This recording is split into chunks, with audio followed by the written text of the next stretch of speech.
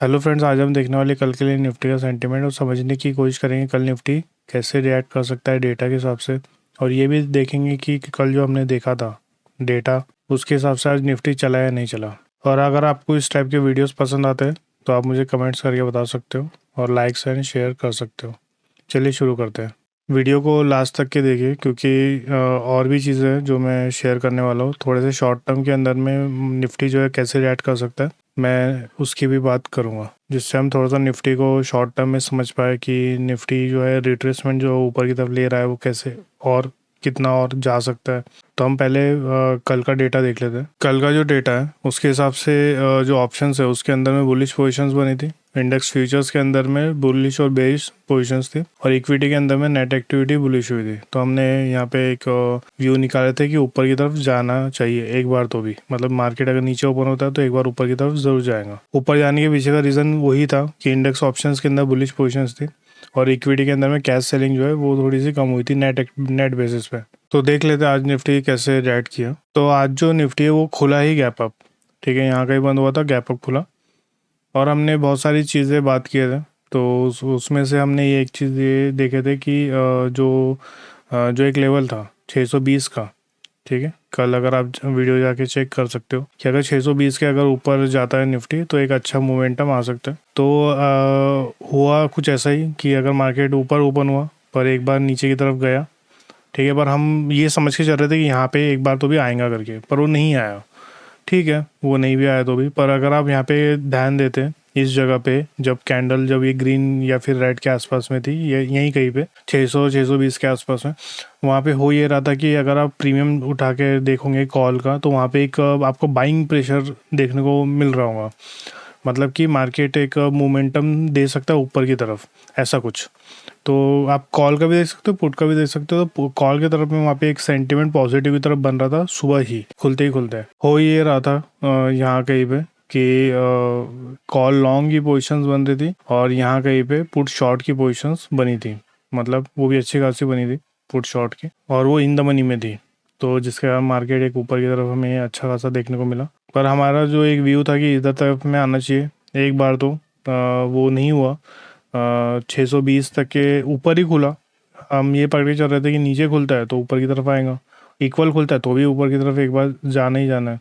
पर ऊपर खुला, उसके बाद में एक नीचे की तरफ में आया। जब नीचे आ रहा था तब बाइंग प्रेशर ट्रिगर हुआ। आप उसको डेरिवेटिव्स मार्केट में आप जाकर के चेक कर सकते हो, फ्यूचर्स में चेक कर सकते हो, ऑप्शंस में चेक कर सकते हो। अगर आपको तो थोड़ा बहुत निकालते आता है वो चीज़, तो आप उसको, मैं क्या बोल रहा हूँ, आप समझ जाओगे। आप जब कॉल के प्रीमियम्स और पुट के प्रीमियम्स लगाओगे और आप निफ्टी और फ्यूचर्स सब ऐसे चार जब आप चार्ट लगाओगे तब आपको समझ में आएगा कि इस जगह पे बाइंग प्रेशर बन रहा था। तो इसका मतलब था कि मार्केट फिर से एक बार ऊपर की तरफ जाएगा। फिर इसके बाद में यहाँ कहीं जब था तब उस समय पुट शॉर्ट की एक्टिविटी होना चालू हो गई थी। तो जब पुट शॉर्ट की एक्टिविटी, और वो भी इन द मनी में हो रही थी, तो इन द मनी में हो रही थी तो मार्केट के एक बार ऊपर जाने के चांसेस फिर और बन जाते हैं। मतलब मार्केट और ऊपर, हमें नहीं पता होता कि मार्केट कितना ऊपर जाएगा कैसा क्या है करके। पर हमें जब आप डेटा एनालिसिस करते हो तब आप प्लेयर्स के साथ में चलते हो कि प्लेयर्स जो है वो कैसे कैसी पोजीशंस बना रहे हैं, उसके साथ में हम भी अपनी अपनी पोजीशंस बनाओ। वो लॉस करेंगे तो हम भी लॉस कर लेंगे। आज का ईओडी डेटा देख लेते हैं। इसके अंदर अगर आप देखोगे तो एफआईएस और डीआईएस दोनों आज कैश बाइंग करें तो एक सेंटीमेंट बुलिश ही बनता है। फ्यूचर्स के अंदर में जो है ये क्लाइंट जो है बेरिश पोजीशंस बनाए और एफआईएस और डीआईएस जो है बुलिश है। अब यहाँ पे हो ये रहा है कि डीआईएस और एफआईएस एक साथ है और एफआईएस जो है वो शॉर्ट पोजीशंस को कट करे और वो भी अच्छी खासी कट करे। तो हम ये बोल सकते हैं कि जो मार्केट में मोमेंटम आया वो शॉर्ट कवरिंग से ही आया है। तो कैश बाइंग तो थी क्योंकि मार्केट ऊपर और नीचे कोई डेरिवेटिव्स मार्केट से होता नहीं है। उसके साथ में आपको कैश की एक्टिविटी होनी ही चाहिए, तभी मार्केट ऊपर या नीचे की तरफ जाता है। सिर्फ इतना रहता है कि कब मतलब पैसा जो है किस में सबसे ज़्यादा फ्लो हो रहा है। जैसे कि अगर फ्यूचर्स में आज अगर आप देखोगे तो सबसे ज़्यादा कॉन्ट्रैक्ट्स की जो एक्टिविटी हो रही थी वो फ्यूचर्स में हो रही थी।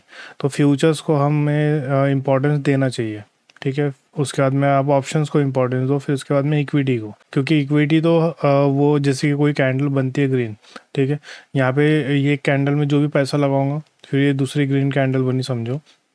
तो ये बनते बनते ऊपर जाता है, मतलब इक्विटी के अंदर में जब भी पैसा लगता है तो बनते बनते कैंडल ऊपर या नीचे की तरफ जाती है। फ्यूचर्स के अंदर में और ऑप्शंस के अंदर में, क्योंकि डेरिवेटिव्स मार्केट में ऐसा नहीं होता है। डेरिवेटिव्स मार्केट में हो सकता है कि कैंडल ग्रीन बने और वहाँ पे शॉर्ट पोजिशन बने, ठीक है, यहाँ पे ग्रीन कैंडल हो पर शॉर्ट पोजीशन बन सकती है। तो उसको आप सेंटीमेंट या फिर डेटा एनालिसिस या फिर कैंडल के हिसाब से आप निकाल सकते हो, ठीक है। मतलब जब आप डिफरेंस निकालोगे, जैसे निफ्टी का इंडेक्स और निफ्टी का जब फ्यूचर का डिफरेंस निकालोगे तो आपको पता चलेगा कि जो सेंटीमेंट है वो किस तरीके से बन रहा है। आप वो नहीं पता लगा सकते कि कौन से प्लेयर है, पर आप ये ज़रूर पता लगा सकते हो कि जो सेंटीमेंट है फ्यूचर्स के हिसाब से वो कैसे चल रहा है, पॉजिटिव चल रहा है, निगेटिव चल रहा है। ऑप्शंस के अंदर में अगर आप देखोगे तो एफआईज और प्रोज जो है वो बुलिश पोजीशंस बना के गए, और ये बुलिश पोजीशंस पुट शॉर्ट की पोजीशंस है। तो पुट शॉर्ट की पोजीशंस होने के कारण मार्केट को एक बार ऊपर की तरफ जाना चाहिए, मतलब अगर मार्केट नीचे ओपन होता है तो एक बार ज़रूर ऊपर की तरफ जाएगा, ठीक है। जैसा हमने कल देखे तो वैसे सेम, पहले ही अगर ऊपर ओपन हो गया तो फिर वेट करेंगे अभी, पर उसको देखेंगे हम क्या बोलते कहाँ तक के ऊपर का व्यू बन रहा है करके। पर जो डेटा है वो प्रोज का इंटरेस्टिंग है। अगर आप यहाँ पे देखोगे तो बेरिश है, तो बेरिश है ये 2 दिन से हो रहा है। अगर आप ये वाली एक्टिविटी भी देखोगे, यहाँ पे अगर प्रोज की एक्टिविटी देखोगे तो यहाँ पे भी बेरिश बनी थी कल के दिन, और आज के दिन भी देखोगे तो बेरिश पोजीशंस बनी है। तो 2 दिन से मार्केट जो है ऊपर की तरफ जा रहा है, मतलब ये 2 ग्रीन कैंडल, पर यहाँ पे सेंटीमेंट जो है वो बेरिश है प्रोज के हिसाब से। मतलब कि प्रोज को लगता है कि जो एक अप मूव जो ये आ रहा है ये कंटिन्यू नहीं करेगा, ये नीचे की तरफ में आएगा करके। पर ये फ्यूचर्स में एक्टिविटी हो रही है, तो फ्यूचर्स में एक्टिविटी का मतलब ये है कि थोड़ा सा टाइम भी लग सकता है, जैसे 1-2 दिन भी लग सकता है नीचे आने के लिए। तो याद रखिए कि ऊपर जाते जाते प्रोज जो है वो शॉर्ट पोजिशंस बना रहा है। तो आज का ईओडी डेटा से भी यही बताता हमें कि ओवरऑल जो एफआईज और डीआईएस के हिसाब से जो सेंटीमेंट है वो ऊपर की तरफ है। ऑप्शन चेन का डेटा देख लेते हैं। ऑप्शन चेन के हिसाब से अगर बात करें तो कल जो हमने देखा था वो ये देखा था कि आईवी के हिसाब से, अगर आपको याद होगा या आप वीडियो जा करके चेक कर सकते हो, कि मैंने एक चीज़ बात किया था कि एक आईवी कर्व बन रहा है जो 850 के ऊपर है, और मार्केट आज 850 के आसपास ही बंद हुआ है। वो ये बता रहा था आईवी हमें कि जो प्राइस अभी यहाँ चल रहा है, मतलब कि कल का प्राइस जो भी कुछ होगा, और जो शॉर्ट पोजीशन बन रही थी वो 850 के ऊपर बन रही थी, तो मतलब कि आउट ऑफ द मनी में। तो एक गैप क्रिएट हो रहा था, सेंटीमेंट मतलब कि ऊपर की तरफ था ऑप्शन चेन के हिसाब से भी। तो आप वो वीडियो जा कर के चेक कर सकते हो, डेटा जो मैंने बताया था। आज भी हम आईवी कर्व की बात करेंगे। तो आईवी कर्व जो है वो यहाँ पे बन रहा है 23,150 के ऊपर में। तो इसका मतलब ये ज़रूर नहीं है कि 23,150 आएगा। सेंटीमेंट आप ये समझ के चलो कि आउट ऑफ द मनी के अंदर में यहाँ पे शॉर्ट पोजीशंस बना रहे हैं, मतलब कि इसके तोड़ने के चांसेस फिर कम हो जाते हैं। लाइव मार्केट में कैसे काम करेगा वो चीज़ें उस समय ही देखनी पड़ेंगी। अगर आप ओपन इंटरेस्ट की बात करोगे तो इन द मनी में कॉल के ओपन इंटरेस्ट कट हो रहे हैं। एट द मनी के ऊपर में यहाँ पे 9,000 कॉन्ट्रैक्ट दिखा रहे हैं। ये कल जो है ये भी दिखता है कि इसको कैसे, मतलब अगर मार्केट ऊपर जाएगा तो वो सीधी सी बात है वो भी कट होंगे।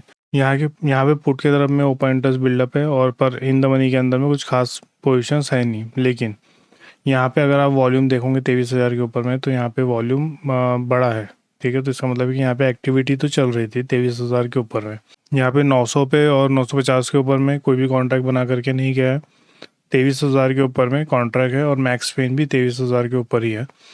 तो इसका मतलब ये है कि मार्केट 23,000 जैसे टच करेंगे वैसे एक रिट्रेसमेंट ज़रूर आएगा, ठीक है। आप ये पकड़ के चलो रिट्रेसमेंट आना है, फिर उसके बाद में बल्कि उसको रिट्रेस होकर के तोड़ दे। पर एक फिर अगर आप ऊपर की तरफ ट्रेड प्लान करके रखे हो तो एक बार ज़रूर बुक कर लेना।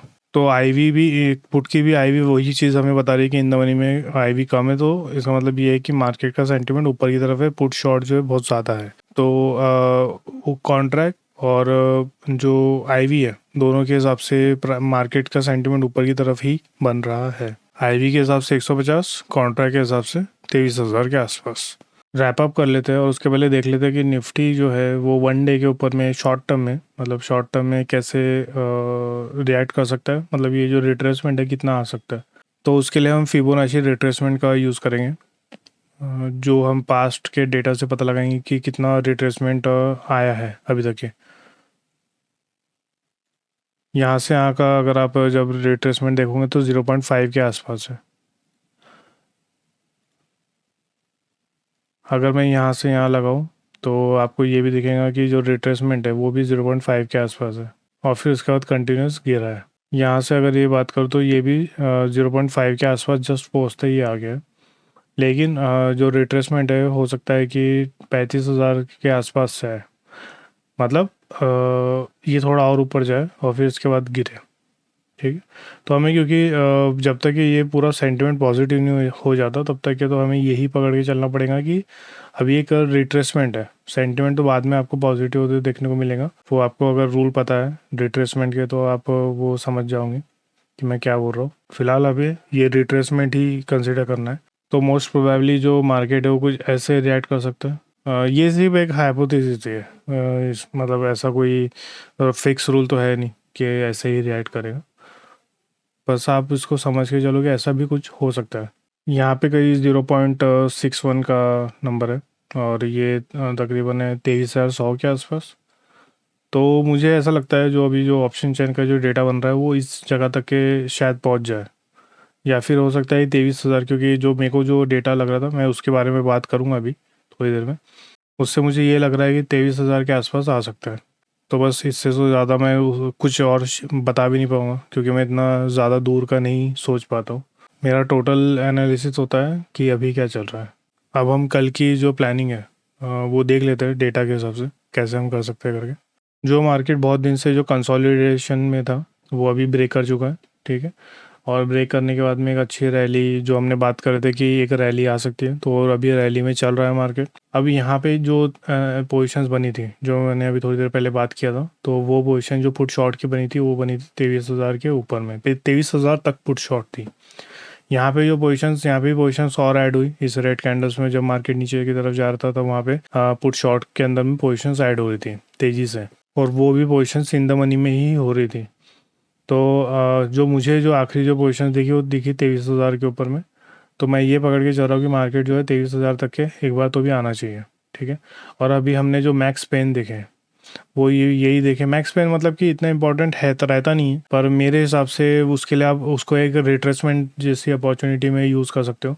कि जैसे समझ के चलो कि अगर आप यहाँ पे उसको ये चला, ठीक है, यहाँ पे टच करा, उसने टच करने के बाद में एक ज़रूर नीचे की तरफ में मार्केट जाएगा। मतलब अगर ये ऊपर की तरफ जा रहा है तो आप पकड़ के चलो कि आप एक ट्रेड, एक स्कैल्पिंग बोलो या कुछ भी बोलो, आप एक ट्रेड जो है यहाँ पे आप ले सकते हो। तो मैक्स पेन 23,000 के ऊपर में, तो 23,000 पे होने के कारण में वहाँ पे आपको ऐसा पैटर्न ज़रूर देखने को मिलेगा।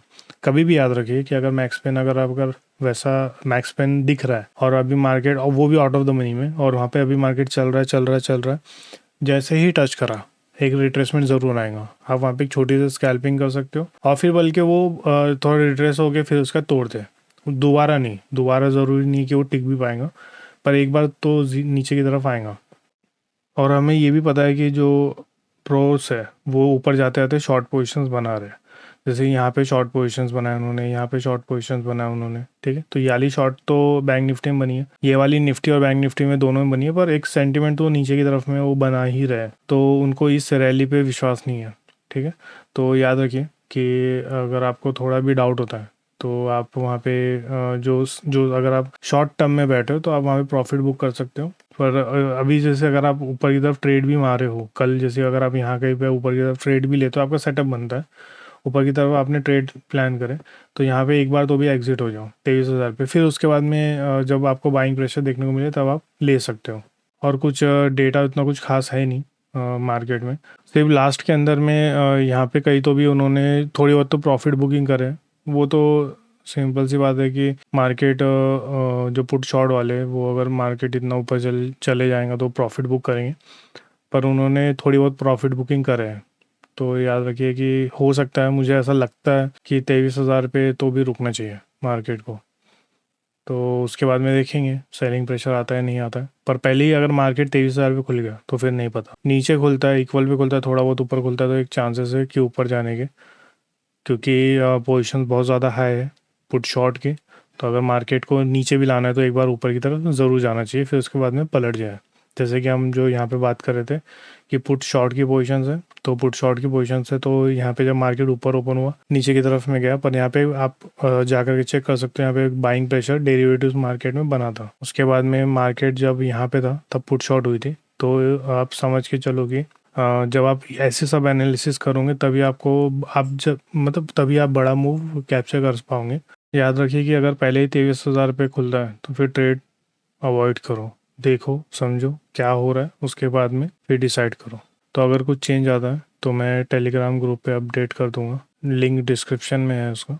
तो चलिए देखते हैं कल मार्केट कैसे रिएक्ट करता है।